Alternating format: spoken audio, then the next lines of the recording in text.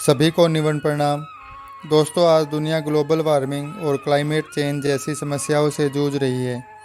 हम सभी जानते हैं कि वर्ष 2024 में मई जून के महीने में तो तापमान अपने चरम पर था और कहीं कहीं तो तापमान 50 डिग्री सेल्सियस के रिकॉर्ड स्तर को पार कर गया।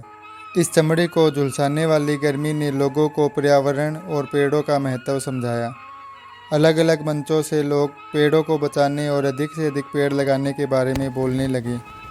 जिस ग्लोबल वार्मिंग के कारण आज हम पेड़ों के महत्व पर इतना जोर दे रहे हैं, यही बात गुरु जम्बेश्वर जी महाराज ने आज से करीब 500 वर्ष पूर्व ही बता दी थी। जब लोग ग्लोबल वार्मिंग का गए और पर्यावरण शब्द का पै भी नहीं जानते थे, उस समय जाम्बोजी महाराज ने हमें पेड़ों और पर्यावरण का महत्व समझाया। गुरुजी ने हमें समझाया कि अगर हमें अपने सिर का बलिदान देकर भी पेड़ बचाना पड़े तो भी यह एक सस्ता सौदा है। और उनकी ही सीख से सन 1730 में एक साधारण सी महिला अमृता देवी बिश्नोई ने असाधारण काम करते हुए खेजड़ी के वृक्षों को बचाने के लिए अपना बलिदान दिया। उनके साथ 294 पुरुषों और 69 महिलाओं यानी कुल 363 लोगों ने अपनी जान का बलिदान दिया और दुनिया को पर्यावरण बचाने की सीख दी। करीब 5 साल पहले यूनाइटेड नेशंस ने हमारे देश को चैंपियन ऑफ द अर्थ का सम्मान दिया। पर्यावरण के प्रति हमारे प्रेम को देखते हुए हमारे देश के प्रधानमंत्री श्री नरेंद्र मोदी जी ने इस सम्मान का क्रेडिट गुरु जम्बेश्वर जी भगवान और बिश्नोई समाज को दिया। आपने देखा होगा कि पिछले दिनों पर्यावरण को लेकर के हमारे देश को यूनाइटेड नेशन ने एक बहुत बड़ा सम्मान दिया, चैंपियन ऑफ द अर्थ। मालूम है ना, लोग कहते हैं देखिए मोदी जी आपका सम्मान हो गया।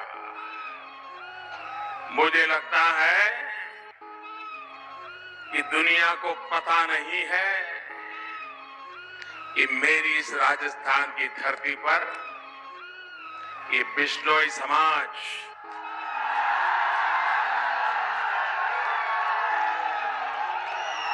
जब दुनिया को ग्लोबल वार्मिंग का ग मालूम नहीं था, जब दुनिया को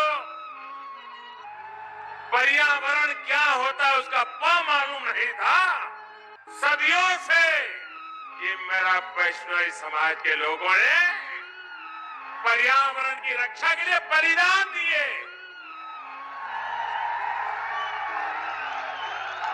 आज भारत को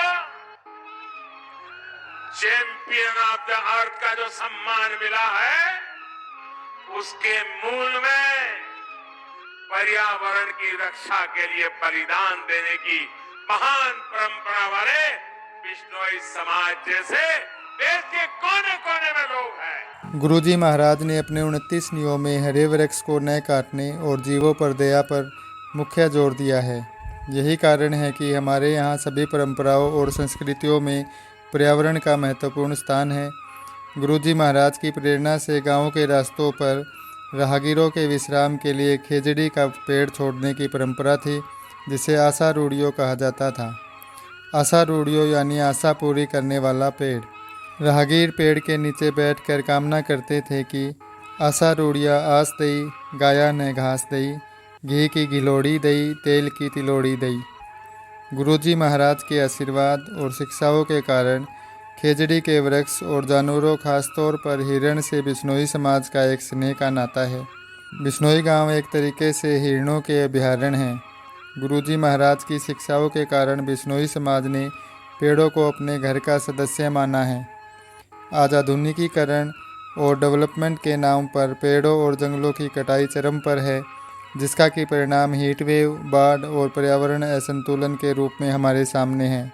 अगर समय रहते सभी समुदाय के लोग गुरु जम्बेश्वर जी भगवान के बताए अनुसार पेड़ नहीं बचाएंगे और लगाएंगे, तो वो दिन दूर नहीं जब हमें इसकी एक बहुत बड़ी कीमत मनुष्य जाति के अंत के रूप में चुकानी पड़ सकती है।